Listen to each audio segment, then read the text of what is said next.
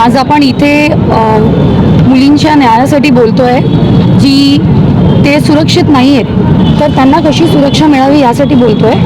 So मला असं वाटतं, जेव्हा आपण न्यायाविषयी बोलतोय तर आपल्या जे सरकार आहे त्यांनी हा विचार करायला पाहिजे की कोणतंही justice denied is that delay of justice, that means it is denied. आपल्याला तो न्याय मिळत नाही आहे. आणि जसं आता ह्यापूर्वीही आपण हे ऐकलं की त्यांना भर चौकात जसं त्या मुलीला ज्या वेदना झाल्या आहेत त्या वेदना त्यांना झाल्या पाहिजे, त्यांना कळलं पाहिजे वस्त्र असणं कसं वाटतं हे त्यांना कळलं पाहिजे आणि त्याच प्रकारे त्याच लेवलची शिक्षा त्यांना मिळाली पाहिजे. सो धन्यवाद. काय तुमच्या नेमक्या भावना आहेत या सगळ्या घटनेच्या पार्श्वभूमीवर? नमस्कार. या बाबतीत म्हणाल तर खूपच मनाला क्लेश घडणारी घटना आहे. का आपण विचारही नाही करू शकत, एक शिकलेली मुलगी आणि तिची अवस्था अशी समाजाकडून होणं म्हणजे हे आपल्या विचारांच्या पलीकडे आहे. आणि त्याच्यासाठी आम्ही आज कल्याणकर सगळे इथे साई चौकात एकत्रित आलो आहे. मुख्य म्हणजे समाजाकडून आपलं असे का होत आहे वर्षेवर, गेले कित्येक वर्षभरात असे 2-3 प्रकरणं तरी आपल्याला ऐकू येतात. त्याच्या मुळाशी जाऊन आपण सर्वांनी त्याचा विचार करून एकत्रित त्याच्यासाठी उपाययोजना असं विचार केला पाहिजे. कारण लहानपणापासून मुलं आणि मुली यांना नीट सनातन किंवा संस्कारित असे धडे दिले पाहिजे.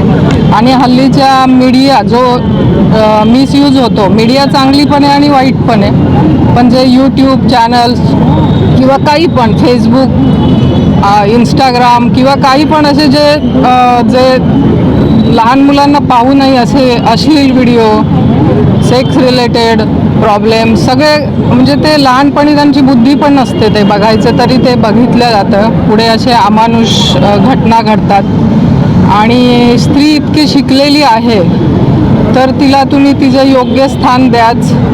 आपल्या पूर्वीच्या ज्या सनातन आपला धर्म आहे त्याच्यात पूर्वीपासून स्त्रियांना खूप महत्त्वाचं स्थान आहे. का स्त्री ही शिकते म्हणजे ती घराला सगळे सुसंस्कृत करते आणि घर पुढे नेते, समाज पुढे नेते.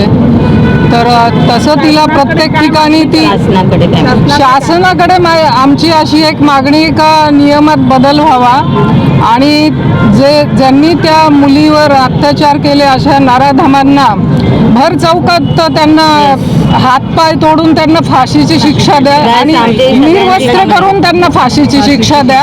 का त्यांचं पाहून इतर जण सुद्धा घाबरेल असे म्हणजे आमची इच्छा आहे. आणि आम्ही असं काही म्हणजे प्रत्येक ठिकाणी असं पाहिजे. हॉस्पिटलमध्ये पण एक स्त्रियांना कवच पाहिजे का, तिथे काहीतरी योजना पाहिजे का, त्या प्रोटेक्ट झाल्या पाहिजे. नाईट ड्युटी करणारी आज स्त्री आहे, ती नाईट ड्युटी करते, त्याच्यानंतर घरी येऊन अख्खं घर सांभाळते, तिला डे ड्युटी पण असते. तर तिच्या मागे सगळ्या समाजाने आज उभे राहिले पाहिजे. आणि यासाठी आम्ही आज जमलो आहे आणि आदरपूर्वक श्रद्धांजली आमच्या भगिनींना देत आहे.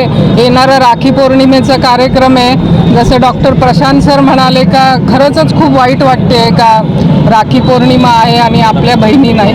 धन्यवाद. आणि आज आम्ही कल्याणकर आपल्या 3 बहिणींसाठी एकत्र आलो भावपूर्ण श्रद्धांजली वाहण्यासाठी. आमची सरकारकडे एकच मागणी आहे की जर बलात्कार बंद करायचा असेल तर कायद्यामध्ये तुम्ही फाशीची शिक्षाचं प्रावधान करा. आणि समाजामधले जे OTT प्लॅटफॉर्म्स आहेत आणि सोशल मीडिया पेजेस आहेत ज्याच्यावरती हे सर्व पॉर्नोग्राफी साईट्स आहेत त्यासाठी हे पूर्णपणे बंद करा. तरच आपली पिढी वाचेल आणि आपली स्त्री अजून शक्तिमान होईल आणि सुरक्षित राहील. हीच आमची मागणी आहे कल्याणकरांकडून.